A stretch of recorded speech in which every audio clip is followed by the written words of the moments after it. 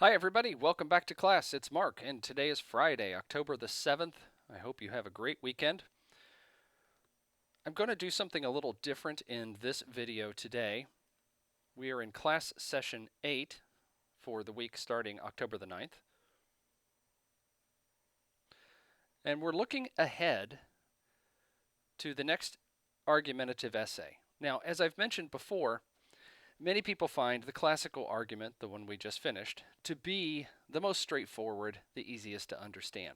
But the whole point of this course is not simply to write an essay on an argument that is important to you, but to learn different styles and different varieties of arguing the same point. And you will be reusing the same issue that you did for the classical argument for the Toulmin argument, but we're going to frame it differently and we're going to argue the same point in a different manner. And this one, of all that we will use, can be a little abstract. So I want to spend time going through that. Even though you're just now receiving the assignment and you're going to be reflecting upon your classical argument essay, I want to give you plenty of time to wrap your head around this because this one can be a little different. Now, there's a variety of things in this class session about understanding the Toulmin argument. There's a good PowerPoint that's in there. But having taught this class before, it's been my experience that some students read through all this and either still don't get it or fail to apply it correctly because there are some very specific points that have to be included in this type of essay. Before I move on to that, there is also an annotated bibliography assignment folder for the next essay, the Toulmin argument. And there's some really good examples in here. I'll have to take out that APA one of sample bibliography in MLA. There's also a PowerPoint on this. Excuse me. And I'll go through this quickly so we can go on to the Toulmin argument. I know you're going to read through this and I recommend you print it off. It's a good model to follow.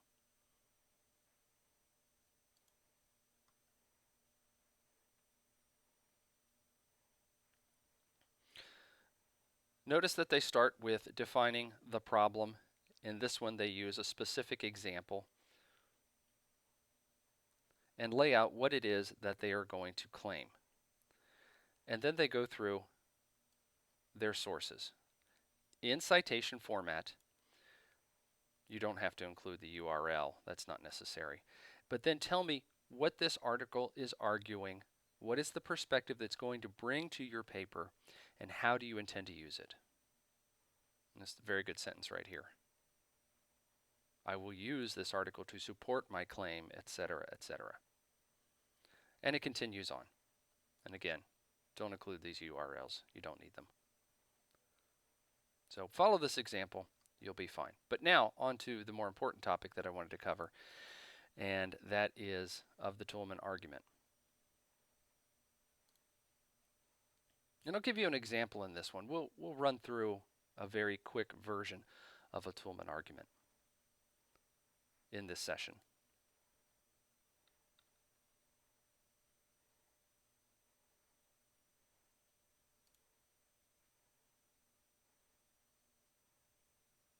Now you'll notice in the PowerPoint, the paper instructions, the Toulmin worksheets, all of these reinforce the fact that in the Toulmin argument, there are 6 essential components, and you must have all 6. And they are the claim, the grounds, the warrant, the backing, the qualifier, and last, the rebuttal. What is a claim? The claim is the overall idea of the argument. What is it that you are setting out to prove? This could be based on facts, ideally. It could be based on widely held judgment. It could be held on policy, etc. And I'll give you a better example of this when we get to the one I'm going to use. What are grounds? Well, grounds are evidence. Show me why your argument matters. These could be based on facts. These could be statistics. You want to evaluate the credibility of the sources that you are using. If these people are experts in the field, that becomes part of the grounds because you are going to the best experts regarding this issue.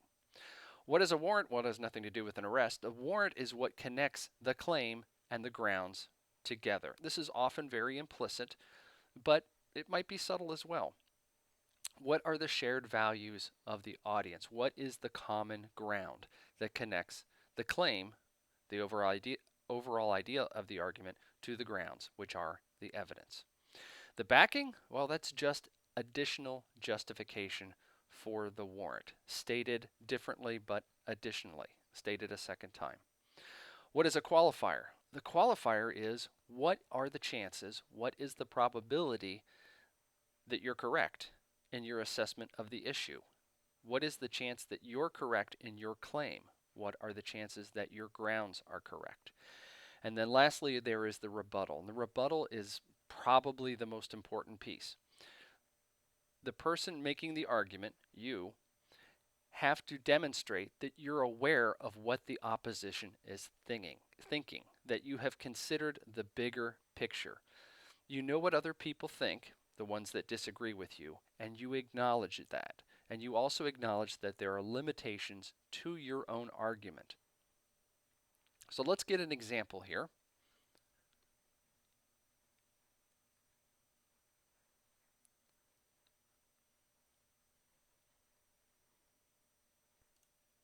Here's a political cartoon. And there are only 4 words contained within the political cartoon. Rest in peace, American middle class. It makes it appear as though the middle class in this case has been buried by a representative, the monopoly man, that is intended to be a stand-in for the wealthy. There's a shovel in the picture. It looks like the grave is freshly dug, and you'll notice that the monopoly man appears to be dancing on the grave of the middle class. If I were to create a Toulmin argument about this, how would I do it? Now, I'm not saying I agree or disagree with this cartoon. I'm simply saying that I'm going to give a Toulmin argument about the person who created this cartoon. So what would be my claim? Well, my claim would be that the wealthy have killed the middle class and are, in fact, are happy about it. That would be my claim. What are my grounds simply using this cartoon? I could cite some statistics that the top 1% of wage earners in the United States control 35% of the wealth, and that is disproportional. What would be my warrant? And remember, the warrant is what ties the claim and the grounds together. My warrant would be that there is uneven distribution of wealth in the United States that has led to a very small but very super rich class of people, a much larger lower class, and that the middle class are being squeezed downward to the lower class by the wealthy on the top because they're controlling so much of the wealth. What is my backing? Well, my backing is additional evidence, and I would give anecdotal evidence probably in this instance, saying that for the middle class, it's getting harder for people to afford their own homes. More and more people are losing their homes because they can't pay their mortgage. It's getting more expensive to attend college without incurring a lot of debt. It's getting harder to find a good paying job. It's getting harder to pay for health care, etc. Again, that is additional evidence aside from what I stated in the warrant. Qualifier. What would my qualifier be for this political cartoon? Well, how probable is it that I'm right? Is wealth inequality in the United States, in fact, real?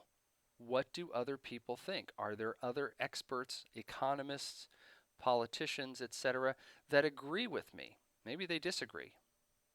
And then lastly, my rebuttal. My rebuttal would be the opposite argument to my own. I might be able to find somebody who says, despite the fact that there are the super rich, the middle class are doing just fine. That the majority of people in our country earn a middle class income without difficulty.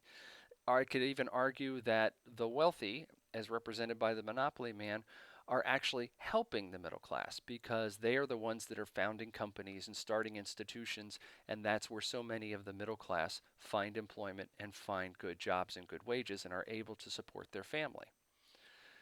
So again, my claim, just based on this cartoon, the author of the cartoon is arguing that the wealthy have killed the middle class. My grounds would be a statistic showing how much that the wealthy control in terms of wealth, of median income. The warrant, was tying the claim and the grounds together that there's uneven distribution of wealth that has led to the very super rich. The backing, my additional evidence, would be that it's a struggle for many people in the middle class. My qualifier is how probable is it that my argument is true? And then my rebuttal, the other side of the argument, is that the middle class are doing just fine and that they're not being killed by the super rich. A brief example, yes, but one I hope that makes it a little more clear. And remember, in writing the Toulmin argument, you must include all 6 elements of that. I'll be looking for them when I read it, and when we do the discussion board and you've turned in your first draft, everyone else in the class will be looking for it as well. Because this is a very specific type of argument, if you're missing any one of those 6 elements, it's really going to fall flat. When it is well done and it contains all 6 elements, it's actually a very beautiful way of arguing a point. I hope that helped.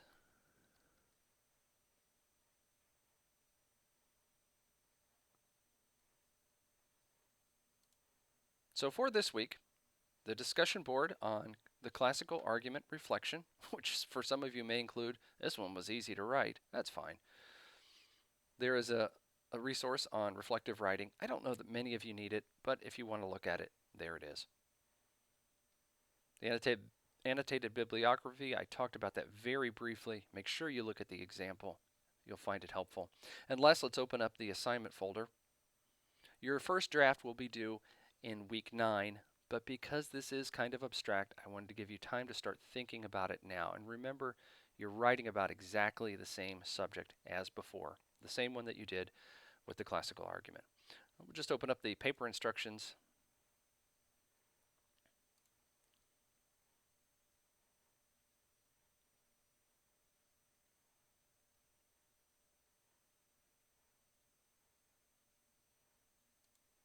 And we'll go over the statistics.